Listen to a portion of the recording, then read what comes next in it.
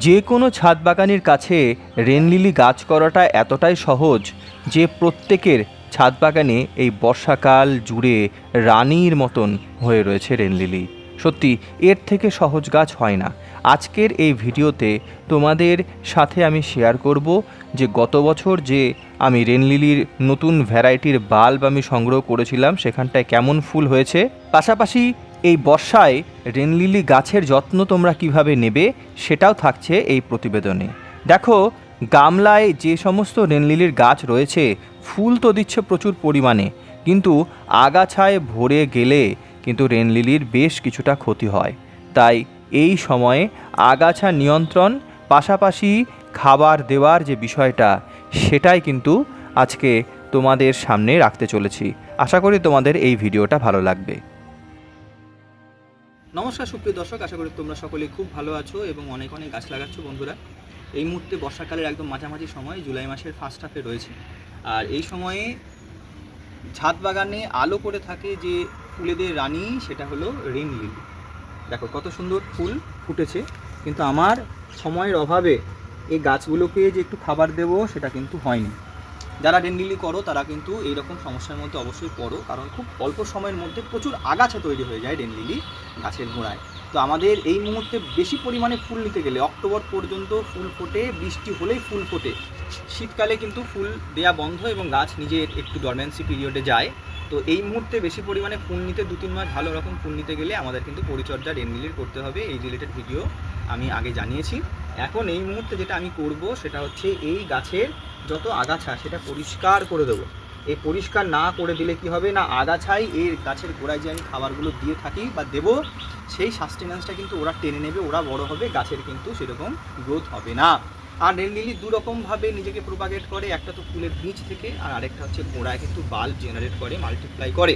তো এই জায়গা, এই স্কোপটা দেওয়ার জন্য কিন্তু আমাদের লাগাতার এই আগাছা নিয়ন্ত্রণ করতে হবে। আর আগাছা নিয়ন্ত্রণের জন্য এই অস্ত্র দুটো খুব প্রয়োজন। 7 দিন বা 10 দিন অন্তর কিন্তু আমাদেরকে নিয়মিতভাবে আগাছাটা পরিষ্কার করতে হবে। তো সেটাই আজকে করব তোমাদের সামনে। আগাছা পরিষ্কার করা তো আর কোনো জাদুর খেলা নয়, তোমরা নিজেরা করে নিতে পারো। কিন্তু মেন ব্যাপার হচ্ছে তোমরা এই মুহূর্তে আগাছা পরিষ্কার করার পরে কি খাবার দেবে। রেনলিলিতে অ্যাকচুয়ালি কোনো খাবার তেমন লাগে না, ও অল্পতেই পুষ্ট একটা গাছ। তোমরা যদি মনে করো এক্সট্রা পরিমাণ কিছু খাবার দেবে, তাহলে মিক্সড যে ফার্টিলাইজার বা মিশ্র জৈব সার সেটা 1 চামচ থেকে 1.5 চামচ দিতে পারো, অথবা যদি তোমাদের কাছে ভার্মি কম্পোস্ট থাকে সেটাও কিন্তু ওই একই অনুপাতে তোমরা দিতে পারো। এই রকম অবস্থায় কিন্তু ফুল লাগাতার চলবে, কারণ এখন টানা বৃষ্টি চলছে জুলাই মাস মাঝামাঝি সময়, আর পাশাপাশি কিন্তু আগাছাও হবে ভরপুর মাত্রায়। আমাদের কিন্তু নিয়মিতভাবে এই আগাছা পরিষ্কার করতে হবে, বলতে পারো 15 দিন অন্তর অন্তর। আর মাসে একবার করে এখানে যে ভার্মি কম্পোস্ট রয়েছে সেটা 1 চামচ পরিমাণ মতন আমরা কিন্তু প্রত্যেক মাসে দিতে থাকবো। তো আগাছা পরিষ্কার করার স্টাইল তো সবারই এক। ধীরে ধীরে মাইনটলি খুঁটিয়ে খুঁটিয়ে সমস্ত আগাছা কিন্তু পরিষ্কার করে নিতে হবে, যাতে রোদের আলোটা সরাসরি মাটির শিকড় পর্যন্ত পৌঁছাতে পারে। মানে গাছের গোড়া যত ক্লিন থাকবে তত কিন্তু তোমার গাছের চেহারা শ্রীবৃদ্ধিটা হবে, তত কিন্তু গাছের শ্রীবৃদ্ধি হবে। এবং আগাছা পরিষ্কার করলে কিন্তু বিভিন্ন রকমের ছোট ছোট পোকা মাকড়ের যে বাস সেটাও কিন্তু থাকবে না। এখানটা এই মুহূর্তে এরকম সময়ে কিন্তু কেন্নুর একটা আবির্ভাব দেখা দেয়। তো গাছের গোড়ায় কিন্তু কেন্ন থাকতে পারে। আগাছা কিন্তু তোমাদের নিয়মিত পরিষ্কার করে নিতে হবে, এবং শ্যাওলা জাতীয় জিনিস যেটা এই মুহূর্তে নর্মাল ব্যাপার সেটাও কিন্তু রাখলে চলবে না। নিয়মিত আগাছা পরিষ্কার করা কিন্তু একজন ভালো বাগানের পরিচয়। আর নিয়মিত না হলে দেখো ভালো বাগানের একদম পরিচয় নয়। এই দেখো আমার মতন এরকম অলস বাগানের পক্ষে কিন্তু বাগান করা খুব একটা সোজা কাজ নয়। আমাকে মাঝে মধ্যে এগুলো করা উচিত, কিন্তু এগুলো সময় পাই না। বিভিন্ন রকমের কাগজ ফুল, অ্যাডেনিয়াম, সেগুলো যত্ন করতে গিয়ে কিন্তু এত সুন্দর সুন্দর বর্ষার পর্তুলাকা ফুল সেগুলোকে আমি মেরে ফেলেছি। প্রায় 10 থেকে 12 রকমের ভ্যারাইটি আমার কাছে ছিল, কিন্তু এই মুহূর্তে মনে হয় না তত রকম ভ্যারাইটি আর জীবিত রয়েছে। আমার ভুলের জন্য এটা হয়েছে। যাই হোক, অন্ততপক্ষে মাসে একবার তো এগুলো করা উচিতই।